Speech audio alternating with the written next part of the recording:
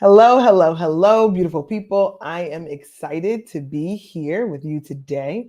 Welcome back to Career Gems for the Journey Live with Leah C. Murphy. Um, there is a crazy lag on my end visually, so it is distracting me. Hopefully, you all are not seeing it on your end. It could be just a little bit of an internet lag on my side. So, for those of you who are joining me live, forgive me, my apologies. I'm going to make sure that I focus on you and on the camera itself and not on the lag that I'm seeing on my back end. But we all know sometimes technology works with us, sometimes it humbles us. So it's great to be back with you here. We had a great time together last Tuesday. Phenomenal. I just really enjoyed the discussion, and there were lots of comments that came through live during the actual live event, and a lot of comments that came after the fact. So I'm going to get through my housekeeping, and then I'm going to jump into the content for today. I won't be before you long today. So the housekeeping is the newsletter. Please take advantage of the opportunity to join the Gems for You newsletter. It comes out monthly, so we're not bogging down your inbox. We will not get spammy with you. That's not my jam. But the intention there is to make sure that you get the first look on all things that are happening on the Career Gems for the Journey front, and that you get a curated, insightful, impactful source of career-related advice, as well as advice tied to top reads and other things that are happening industry-wide. And I want you to have access to that. It costs you $0. You just have to head over to our website, drop your email in, and it'll get delivered right to your inbox. And all you have to do is consume it, because the work has all been done for you. So I want you to take advantage of that opportunity.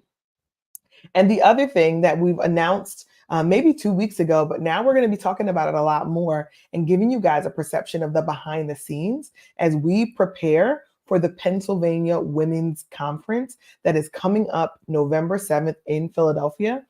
This will be the first time that I am a vendor at the Pennsylvania Women's Conference. It is my inaugural experience. And I mentioned before, but it's a full circle moment for me. It is one of those situations where I was an attendee many years ago and thought to myself, oh, wouldn't it be cool to be a presenter or a vendor, or to be a part of this event in a more substantive way than as just a consumer. And now here we are all these years later as a vendor. So you'll find out more information in detail, booth number, location, and what surprises we're going to have to pull out for you over the coming weeks. But you'll find it out first if you join the newsletter. I'm just saying. Newsletter gets the information first, and then I bring it to you here on these platforms, streaming live as well as on the replay. So take full advantage. If you are with me live, drop your city in the chat. I would love to be able to connect with you, shout you out, acknowledge who is here with us, who's feeling the vibe. And then if you're listening on the replay, I love that for you. I also love it for me too. You guys know how I feel about the replay. It's been doing some exciting things, and you guys keep me honest, so I appreciate it. That's why I continue to participate in these platforms, because I learn from you while we're adding value and building community. So please do take advantage of both of those. So housekeeping out of the way, here we are, right? We are, as of the time that we're recording this, we are in the very beginning of September. We're coming off of a Labor Day weekend, a nice long weekend where we get an extra day just to get ourselves in a new headspace, a new motivation, or to just get some rest, right? To completely unplug. So first, I hope that each one of you were able to unplug and take some extra time for yourself to be able to unwind, spend time with family and friends, enjoy beautiful weather, peaceful, calm energy, because we know that there are a lot of things that are competing for our attention. There are a lot of things in the political sphere, things that are talking about that are global challenges, there are crises, there's all these things. There's work, there's life, there's friendship, there's being a great daughter, there's being a great son, there being a great friend or a partner. There are all of these kind of expectations and obligations that we're always navigating. So anytime you can take a chance to steal some time away just for yourself and do some deep recovery, do some deep resting, I want to encourage you to do that.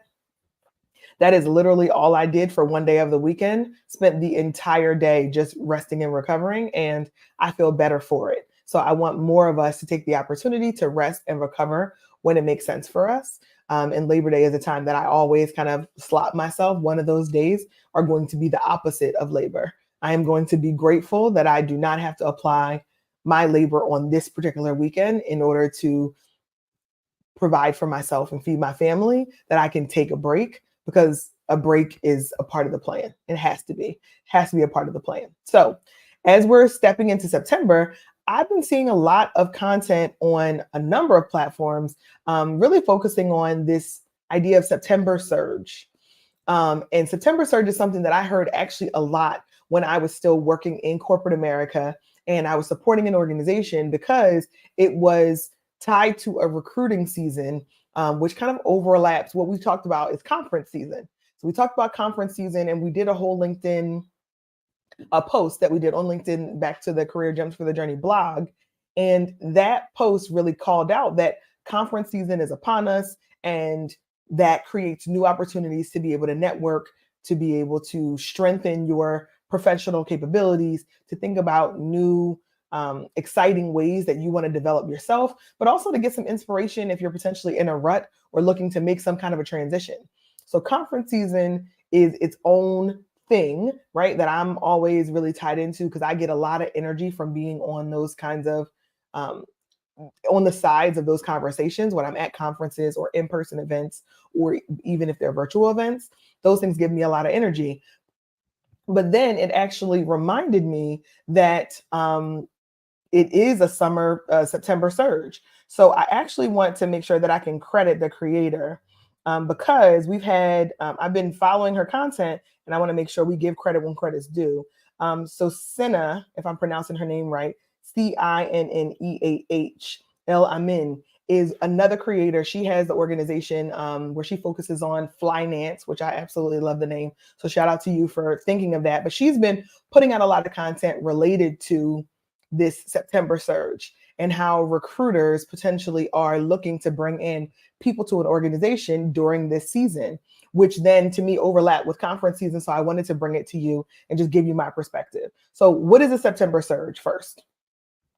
Oftentimes, September surge will look like companies who are coming into a large quantity of hiring during the September/October time of the year. So why is that happening? What is that about? This is kind of a cyclical thing, right? Where every September you start to see hiring boost up a little bit. Now we know the economy is still under some pressure in the United States. So there is some data on from sources like MarketWatch that says that we won't see as much hiring as we may have in previous years. And I can cite that, drop that article for us to share there. But essentially, it's when people are coming back from vacations, right? Summer tends to be a heavy vacation and holiday season where people are away from the office. It makes it very difficult to get hiring decisions done during the summer. Just getting people all in the same place, getting interviews scheduled, getting it all calendared. So it tends to be September is when there's a renewed focus on hiring, on backfilling open roles and open positions. So that's one cause or one contributor to the September surge. The other contributor is a lot of companies operate on fiscal years that are calendar years. So that means they are looking at Q4 and looking at kind of the final quarter of the year and seeing here we are on budget, and here we are on hiring or investments that are necessary. So in September and going into October, you have the ability to then say, okay, how do I put some real effort into investing this budget that I have left over to filling the gaps and business needs that I need to navigate before the fiscal year is over? Because for many of us who worked in corporate America or in nonprofit leadership, when you operate on a calendar year, if your budget isn't spent by the time the year is over, your budget will be gone. That money gets sent back to the budget bank and you never get to see it again. So there are a lot of organizations who are focused on bringing in people right now because, one, you have an area of focus, as we talked about earlier, and there are more people who are looking to do the hiring because now we're back from what tends to be a very long holiday season. Children are back in school, so people tend to be more focused on the day-to-day in the office. And then often you're coming into looking at Q4 and recognizing that there's some budget and some holes that need to be aligned. So you'll tend to take action there. So That's the whole picture behind what a September surge going into October can look like. And what does this mean for you? So what this means for you is if you are open or you are in the market for a new role, for a new opportunity, for a potential new job, this is a great time to start to boost your engagement in your activities so that you'll have the opportunity to be participating in the September surge. So when I think about just this difference of what you may have seen or what you may have experienced in a June or July timeframe, you're going to see just a different level of energy around hiring and practices when you hit a September, October. So the advice that I would give is you're thinking about new roles and thinking about new opportunities, now is a great time to actually start to gear up. Hopefully you've already geared up for it and you started to do things like think about your strategy, what your next role is, what kind of company or organizations you want to offer your skills to. We talked about that in previous posts, but now it's the opportunity to really put it into action and really put some fire behind it. The more flexible you can be during this season, as far as when you would be able to interview and conversations that you're willing to have with people in person or virtually, it gives you a bit of an advantage because now these processes tend to move really quickly. So before, when it could be weeks, 4 or 5 weeks between interviews or discussions, or multiple rounds between interviews or discussions, now things could happen in 2 weeks or less, right? If you get all the right parties in place. So what that means is you may have a little bit of an incentive to be more focused and be more flexible in an interview process in September, in this surge kind of season, in the September surge. Now, what I'm still hearing from a lot of clients is there are multi-round interviews that are still happening. So we're talking about 2, 3, 4 rounds of interviews. Now, I have a very strong opinion, as you guys may have seen and heard on other platforms, on how many interviews are reasonable, and case studies and things like that, assignments that are coming out of interview processes. Those are something that we'll probably talk about in another scenario. But I want you just to be mindful that, 2 to 3 rounds of interviews is pretty normal. Once we get past the 4th round of interview, for me, it starts to be a little bit of a red flag, right? For me, it kind of signals that something is going on inside of that organization where they're not ready to make a decision, or maybe they are taking too much time and effort to be able to make a critical decision on this role at this time. So it is appropriate for you to then say, does this make sense, right, in the interview process, for yourself? Does it make sense if I don't have the time to be able to invest, if it doesn't go the way I wanted to? Will I regret having invested that time? Ultimately, that comes down to you and to your experience. So now that we know what a September surge is, now we understand why it happens, now we understand what the impact is to you, the last thing I wanted to add is I wanted to just give a little bit of perspective on recruiters. So I have gotten the pleasure to work with some fantastic recruiters. Some of them who are currently I work with in collaboration with for clients and supporting them in new roles. Some of them who have had opportunities, even brought them on the podcast to bring in their expertise.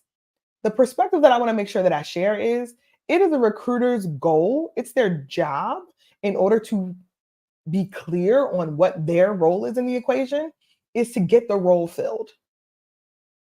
The recruiter's job is to get the role filled. They are measured in performance in their role based on getting the role filled, getting a qualified candidate into the role, getting them to the level of acceptance, and getting them onboarded and started into that job.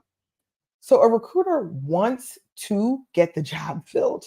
So when you think about how you leverage relationships and connecting with individuals so that you can get a better opportunity, or so that you can make yourself a more qualified and desirable candidate, oftentimes the recruiter can be a partner in that, if you think about it that way, if they're good at what they do.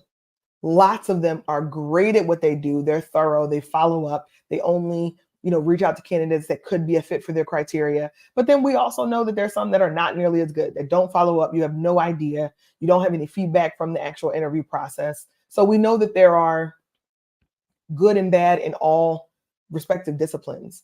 But if you think about building relationships with recruiters at this time so that you're preparing yourself to be on the short list for these opportunities, now is a great time to do it. Recruiters want to fill roles. Recruiters get paid and compensated based on the number of roles that they actually fill with qualified candidates. So I don't want to misconstrue that recruiters should be posting jobs, hundreds of jobs that they have no intention of filling. Or I don't want to misconstrue that people would have jobs posted for 90 plus days and be intentionally not filling them in this season. Now, that has been something that has been, there's been a little bit of a narrative that's happening in the background where companies are gesturing and creating roles that they have no intention of filling, or that they already have an internal candidate for. That's very real. What I want to share with you here is to build a relationship with recruiters in organizations, or freelance recruiters also can give you a bit more information and incentive to get a better understanding of what they are actually filling, what type of timeline those organizations are on, and then if this role that they have currently isn't a fit, to keep you in mind for something in the future.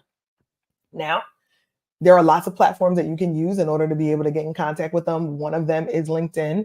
You can definitely reach out to the recruiters and reach out to hiring managers to jobs that are posted, such that you can make that direct connection. I actually suggest making a direct connection on LinkedIn once you've applied for the roles, if their information is public. Taking that extra step is really the way you separate yourself from the kind of black hole application process that many recruiters are on the other side of. So now that we talked about all of those things, we talked about the September surge, we talked about why it's happening, we talked about who it affects and what impact it has on you. I also want to talk a little bit about resumes and cover letters. So there is 100% artificial intelligence that is operating on the back end of virtual job postings. So job postings that are coming up on any of the platforms, there is 100% artificial intelligence, applicant tracking systems, all kinds of systems that are in place in order to smooth out the process on the back end for the recruiters, for the hiring managers, for the company. Now, I saw some amazing, amazing content on LinkedIn, and I don't even know that I'll have to tag the creator, because he talked just about how do you make your cover letter stand out, and using AI and using other artificial intelligence softwares, whether it's ChatGPT or Claude or all of these other AI tools that are optional for you. And there's been a tension, it seems like a healthy tension, between job creators and the people who are looking for jobs and potential employees. And there's lots of AI that's on the side of the employer. And now he's advocating for you to use artificial intelligence to your own benefit as you think about your resume and cover letter.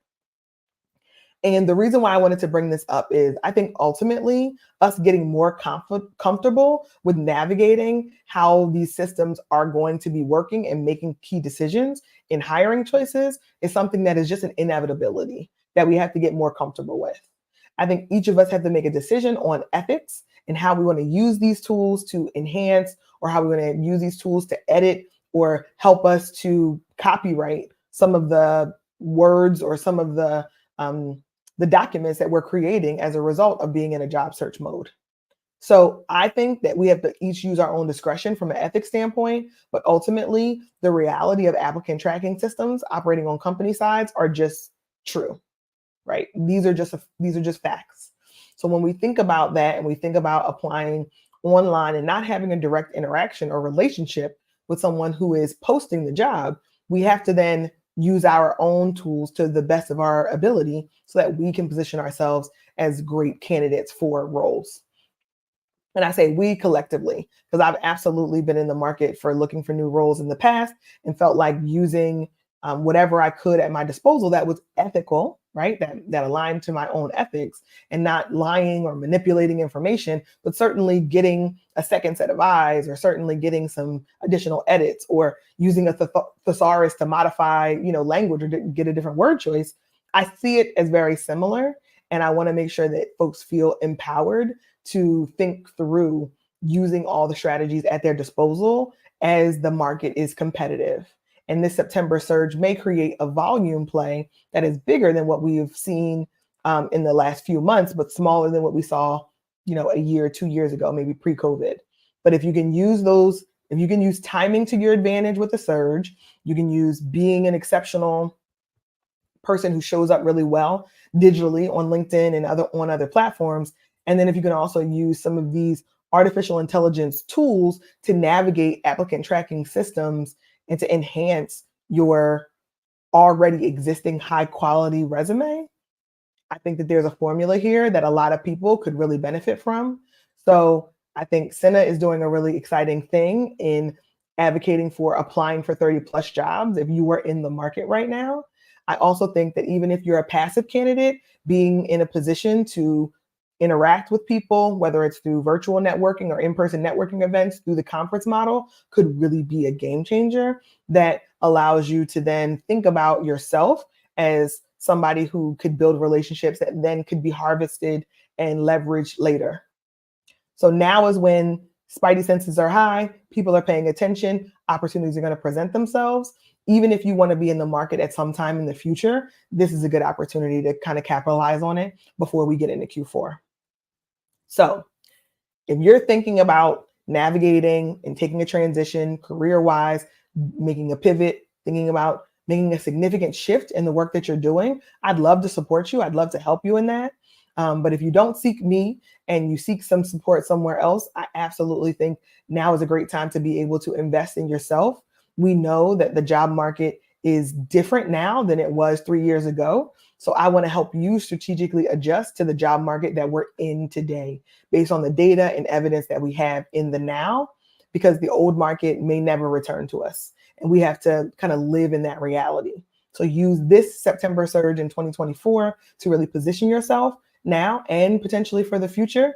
And you have a lot of tools at your disposal to be able to do it. So I'm excited for what's to come. If you are in the market and you're thinking about taking on new roles or new opportunities, I would love to hear from you. What are the strategies that you're using now, or what's working already for you?